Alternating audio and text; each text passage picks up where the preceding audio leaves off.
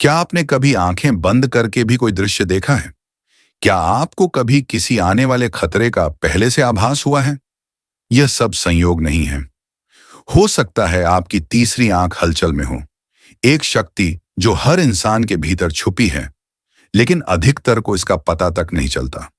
आज हम गहराई से जानेंगे कि तीसरी आंख क्या है, ये क्यों बंद हो चुकी है, कैसे इसे सुरक्षित तरीके से खोला जाए, और क्या हैं इसके चमत्कारी लाभ और खतरनाक नुकसान।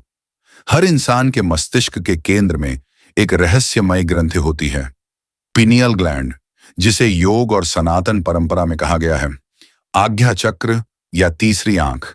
यह न केवल चेतना का केंद्र है, बल्कि हमारी आंतरिक दृष्टि, छठी इंद्रिय और आध्यात्मिक जागरूकता का प्रवेश द्वार भी है। आधुनिक विज्ञान इसे केवल एक अंतःस्रावी ग्रंथि मानता है जो मेलाटोनिन हार्मोन बनाती है, परंतु आर्षि मुनियों के अनुसार यही है वह दिव्य नेत्र जिससे शिव ने कामदेव को भस्म किया और जिससे योगी दिव्य लोकों को देख सकते हैं।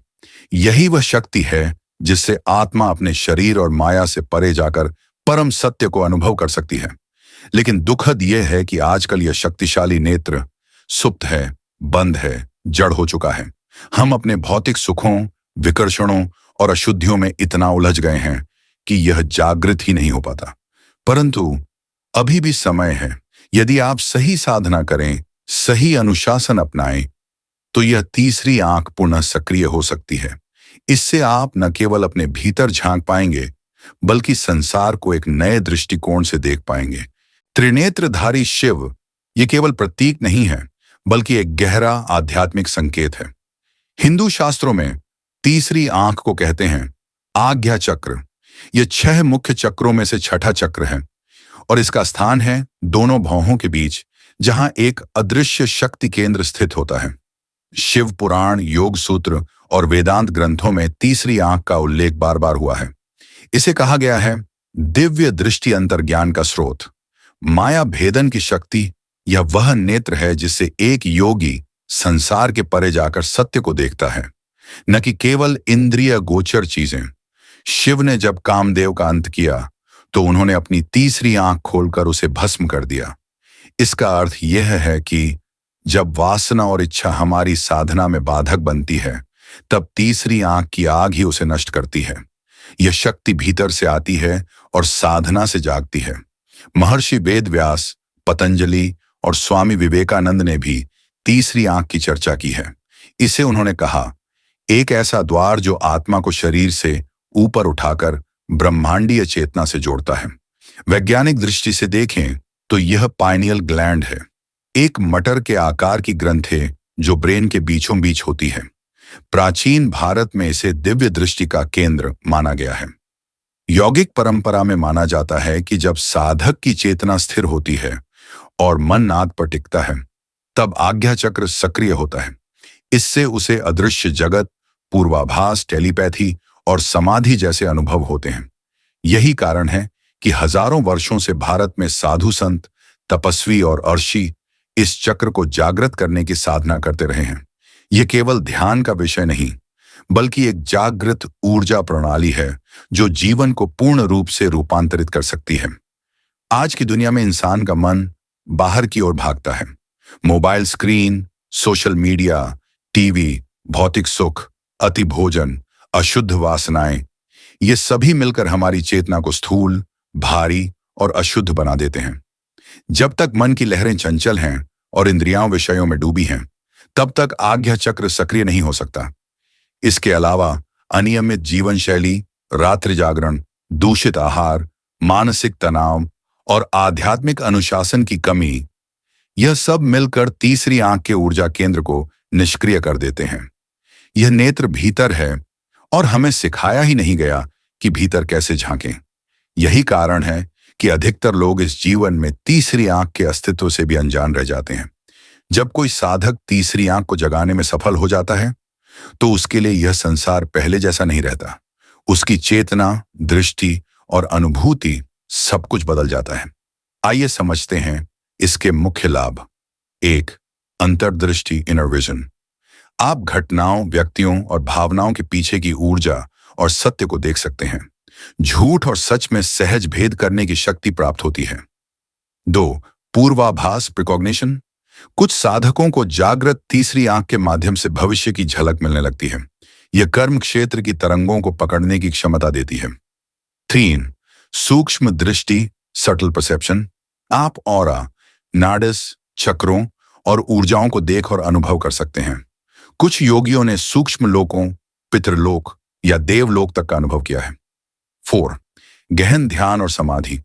जब तीसरी आंख पूर्ण रूप से सक्रिय होती है, तब ध्यान में गहराई आती है। मन एकाग्र होकर नाद, शून्यता या परब्रह्म की अनुभूति करने लगता है। 5. मानसिक शक्ति और एकाग्रता। यह नेत्र आपकी ब्रेन पावर, इंट्यूशन और प्रॉब्लम सॉल्विंग क्षमता को कई गुना बढ़ा देता है। 6. जागृत विवेक और करुणा। जैसे जैसे तीसरी आंख खुलती है, व्यक्ति धार्मिकता से आगे बढ़कर ध्यानशील करुणा में बदलता है। वह सबके भीतर आत्मा को देखना शुरू कर देता है। परंतु इसके साथ कुछ संभावित दुष्परिणाम भी होते हैं, विशेषकर अगर साधना गलत ढंग से की जाए। 1. मानसिक असंतुलन। बिना मार्गदर्शन के अगर तीसरी आंख पर जोर दिया जाए तो कुछ लोगों को भ्रम, अवसाद या नींद की समस्याएं हो सकती हैं। 2. आध्यात्मिक अहंकार। शक्तियों के अनुभव से अहंकार पैदा हो सकता है। मैं श्रेष्ठ हूं, मुझे अनुभव है, और यही अहंकार साधक की प्रगति रोक सकता है। 3. भावनात्मक संवेदनशीलता। जागृत तीसरी आंख से व्यक्ति बहुत संवेदनशील हो जाता है। दूसरों की ऊर्जा, दर्द, विचार, ये सब अवचेतन स्तर पर अनुभव होने लगते हैं। यदि ऑरा कमजोर हो तो यह अति उत्साह या भावनात्मक थकावट में बदल सकता है। इसलिए जरूरी है कि यह साधना संयम, ब्रह्मचर्य और गुरु के मार्गदर्शन से की जाए। तभी इसके लाभ स्थायी होंगे और जीवन को आत्मिक विकास की दिशा में ले जाएंगे।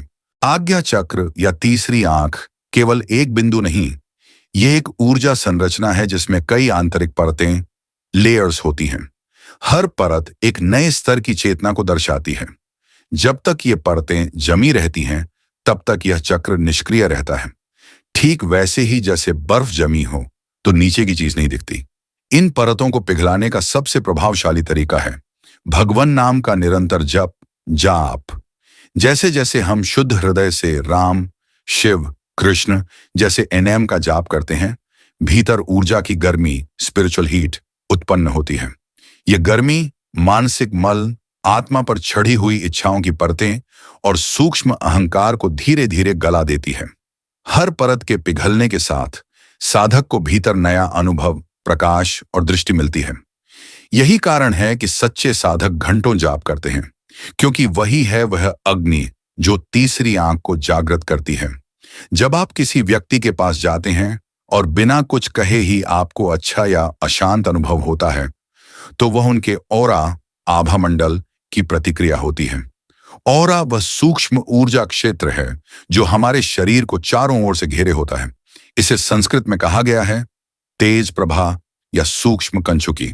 हमारे विचार, भोजन, भावना, कर्म और साधना, ये सभी मिलकर इस ऑरा को बनाते हैं। ऑरा की 12 परतें एक सूक्ष्म कवच। योग और तंत्र शास्त्र के अनुसार ऑरा की 12 परतें होती हैं। शारीरिक ऊर्जा परत, भावनात्मक ऊर्जा परत, मानसिक परत, ध्वनि परत, इच्छा शक्ति परत, ध्यान परत, आध्यात्मिक ऊर्जा परत, करुणा परत, शांत शक्ति परत, ज्ञान परत, शिवत्व परत, ब्रह्म परत, गॉड फील्ड। जैसे जैसे साधक इन परतों को शुद्ध करता है, उसकी ऑरा एक दिव्य कवच बन जाती है जो उसे बाहरी नकारात्मक तरंगों, इच्छाओं और आत्मिक हमलों से सुरक्षित रखती है। ऑरा और तीसरी आंख का संबंध। तीसरी आंख एक अत्यंत संवेदनशील ऊर्जा केंद्र है। अगर ऑरा कमजोर हो तो यह चक्र जागृत होते ही ओवर स्टिमुलेट हो सकता है, जिससे भ्रम या घबराहट हो सकती है। लेकिन अगर ऑरा मजबूत हो तो यह तीसरी आंख को संतुलित ऊर्जा, शांति और स्थिरता प्रदान करता है। ठीक वैसे ही जैसे सूर्य को देखने के लिए आंख पर विशेष चश्मा चाहिए, वैसे ही तीसरी आंख को देखने और अनुभव करने के लिए ऑरा का कवच आवश्यक है। साधक जब नियमित जाप, ध्यान, सात्विक जीवन और पवित्रता अपनाता है, तो उसकी ऑरा की परतें क्रमशः जागृत होती हैं। और जैसे जैसे ये 12 परतें सक्रिय होती हैं, वैसे वैसे तीसरी आंख का द्वार धीरे धीरे खुलने लगता है। सुरक्षित रूप से बिना किसी असंतुलन के। एक, आहार की शुद्धि, डाइटरी डिसिप्लिन। सबसे पहले आपको अपने आहार को शुद्ध करना होगा। मांस, मदिरा, मसालेदार भोजन, अधिक नमक, अधिक शक्कर, ये सब तीसरी आंख को भारी बनाते हैं। सात्विक भोजन, फल, अंकुरित अन्न, गाय का दूध, हरी सब्जियां, तुलसी जल और गंगा जल का सेवन करें।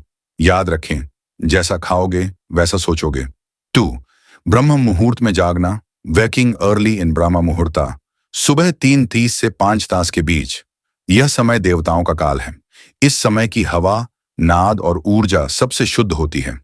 इस काल में ध्यान और जाप से तीसरी आंख तीव्र गति से सक्रिय होती है। 3, नाम जप और मंत्र ध्यान। प्रतिदिन कम से कम 2 से 3 घंटे तक एक ही मंत्र का जाप करें, जैसे हरे कृष्ण महामंत्र, श्री राम जय जय राम, सांब सदाशिव। जाप के समय ध्यान रखें, आंखें बंद हों, रीढ़ सीधी हो और मन भगवान नाम में एकाग्र हो। मंत्र की कंपन तीसरी आंख के भीतर की परतों को तोड़ती है। 4, ध्यान साधना, मेडिटेशन प्रैक्टिस। जाप के बाद या अलग समय पर प्रतिदिन 2 घंटे ध्यान करें। ध्यान विधि, भौहों के बीच आज्ञा चक्र पर ध्यान केंद्रित करें। भगवान नाम की ध्वनि या प्रकाश बिंदु की कल्पना करें। विचार आए तो उन्हें जाने दें, पर ध्यान केंद्रित बनाए रखें। धीरे धीरे यह केंद्र गर्म होने लगेगा और कंपन अनुभव होने लगेंगे। यह तीसरी आंख के जागरण के आरंभिक संकेत हैं। 5, ब्रह्मचर्य पालन, सेलिबसी एंड एनर्जी प्रिजर्वेशन। ब्रह्मचर्य सिर्फ शारीरिक संयम नहीं, यह ऊर्जा की रक्षा और चेतना की दिशा का नाम है। रति विकार, अश्लील सामग्री, वासनात्मक विचार, यह सब तीसरी आंख को बंद करते हैं। ब्रह्मचर्य के पालन से ऊर्जा ऊपर की ओर प्रवाहित होती है, जिससे सुषुम्ना नाड़ी सक्रिय होती है और आज्ञा चक्र में ऊर्जा का संचार होता है। 6, सेवा और करुणा का अभ्यास। केवल ध्यान और जप काफी नहीं, भीतर की शक्ति का संतुलित करने के लिए करुणा, सेवा और निस्वार्थता जरूरी है। जब आप दूसरों के लिए प्रेम पूर्वक कार्य करते हैं, आपकी ऑरा मजबूत होती है और तीसरी आंख सुरक्षित जागरण की ओर बढ़ती है। 7, नियमितता और धैर्य। यह कोई तात्कालिक चमत्कार नहीं है। आपको चाहिए नियमितता, धैर्य और पूर्ण समर्पण। कभी कभी हफ्तों कुछ अनुभव नहीं होगा, परंतु अंदर की अग्नि जल रही होती है। यह अभ्यास उनके सबके लिए जिनके जीवन में गुरु, दीक्षा और गुरु का आश्रय है। याद रखें, तीसरी आंख न केवल देखने की शक्ति है, बल्कि देखने लायक बनने की प्रक्रिया भी है। ये सभी कदम मिलकर आपके शरीर, मन और आत्मा को इस योग्य बनाते हैं कि तीसरी आंख स्वाभाविक रूप से जागे, बिना किसी हिंसा, डर या असंतुलन के। तीसरी आंख यह केवल एक रहस्यमयी शक्ति नहीं, यह है आत्मा का नेत्र, वह दृष्टि जिससे आप सत्य, शिव और सुंदर को अनुभव कर सकते हैं। यह कोई तात्कालिक ट्रिक नहीं, न ही कोई मानसिक खेल है। यह है एक जीवन भर की साधना, जिसमें शुद्ध, संयम, सेवा और समर्पण, ये 4 स्तंभ होते हैं। आज जब हर तरफ बाहरी आकर्षण और मानसिक विकर्षण है, तब यदि कोई साधक सच में तीसरी आंख को जागृत करना चाहता है, तो उसे भीतर की ओर यात्रा करनी होगी। इस वीडियो में जो विधियां बताई गई हैं, यदि आप उन्हें धैर्य और श्रद्धा से अपनाते हैं, तो निश्चित रूप से आप उस प्रकाश के दर्शन करेंगे जो कभी शिव की जटाओं में, कभी कृष्ण की वंशी में और कभी राम के नाम में प्रकट होता है।